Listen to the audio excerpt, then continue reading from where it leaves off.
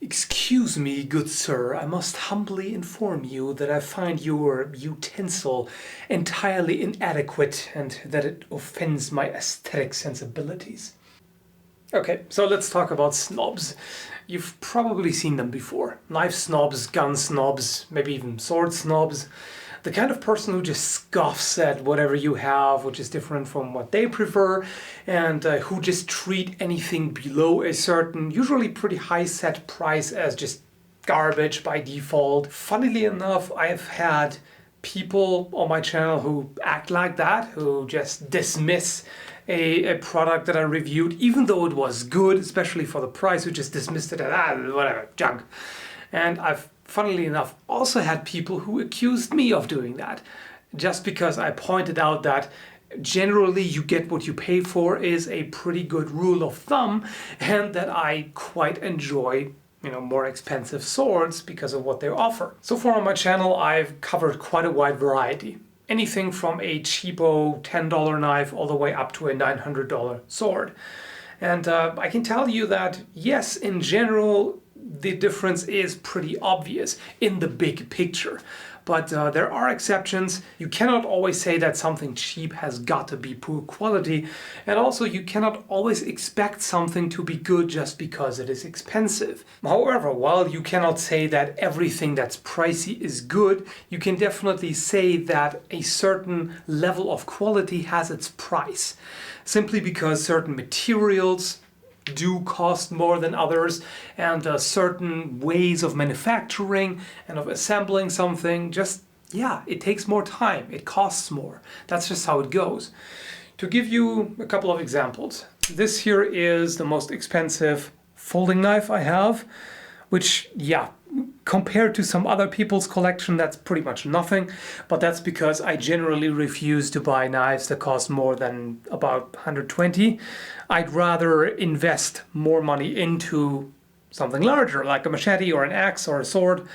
But this is the Spyderco Mannix 2, and you can find that for usually around $100. This knife is definitely a pleasure to use and handle. It's well made and well designed.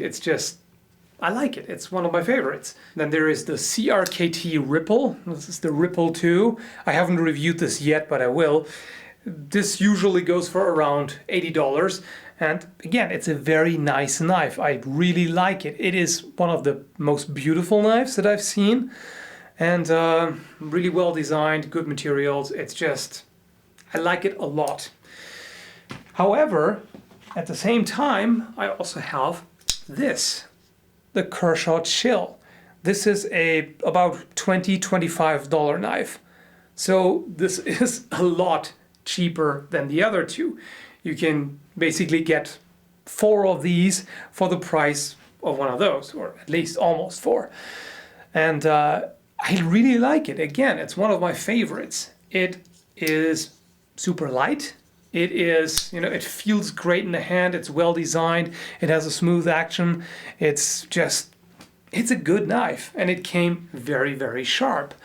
So I don't have anything that I do not like about this knife. So this is a good example of it doesn't have to be a $100 or $120 knife in order to be good. A $20 or $25 knife can be just fine. It can be really good. Or the Crkt Chance in Hell that I have already reviewed. Again, really good tool. I absolutely like it. And it's only $45, which is really cheap for what you're getting. It's absolutely good quality in terms of materials. And this thing chops like a beast. And it handles very, very well. So there are very good cheap knives on the market. However, that doesn't mean that you should just run to Walmart and just pick up something for $10 or $20. Like this here, this is actually from Canadian Tire. Sorry about the green screen reflection there. And this thing, I'm not gonna use that. I'm not gonna put any kind of, hard impact on it. I have actually seen someone in a video use that for throwing, and it broke after a couple of throws. I just wouldn't really trust that to handle a lot of abuse. Even if you go by the well-established brands who generally offer good quality for the price range, you can still see quite a difference between the different price categories, if you will. If you have a $200 sword, say, there are good ones out there. For example, I reviewed a windlass Viking sword quite a few years ago, which is very affordable, and it was surprisingly good. It performed very well. I did pretty abusive testing with it, and it just stood up to it no problem, and it handled fairly well, and I did quite like it, no question about it. However, even the greatest, value for money, bang for the buck kind of $200 sword is never going to compare to something like this, which is closer to 1,000 Albion Caithness. And this is really amazing. You may, from some people, you hear occasionally that Albion swords are overpriced. And if you get into the higher price ranges, like close to 1,000 and even more, the debates really start. How much can you exactly expect for the price? And yes, there are overpriced products in that price range, no doubt.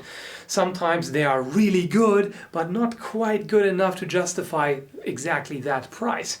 In the case of Albion, personally, I think they're worth it, but yeah, it is a matter of personal opinion. Even if your opinion is that they should be priced at 600 or even 500, even a $500 sword that is not overpriced is going to be a lot better than a $200 one. Why? Well, because more time goes into the manufacturing.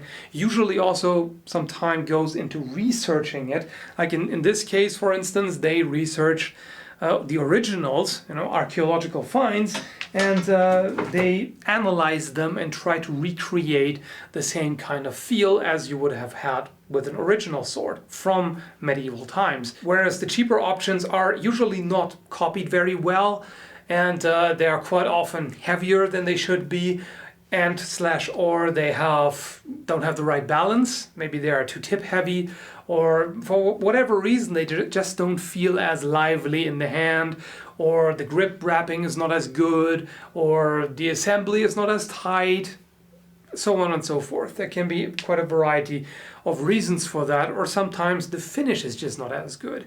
Like, if you get an Albion, for instance, you can expect the finish to be pretty flawless. If it's not, you have more than enough reason to send it back because, well, you paid a lot of money for it.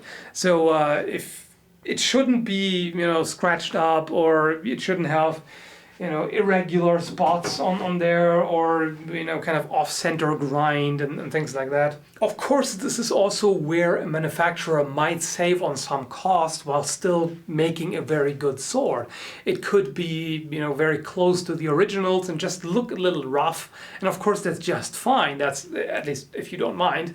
Personally, I don't have that much of a problem if the finish is not entirely perfect, as long as it doesn't look like it just came out of the forge without any kind of polishing.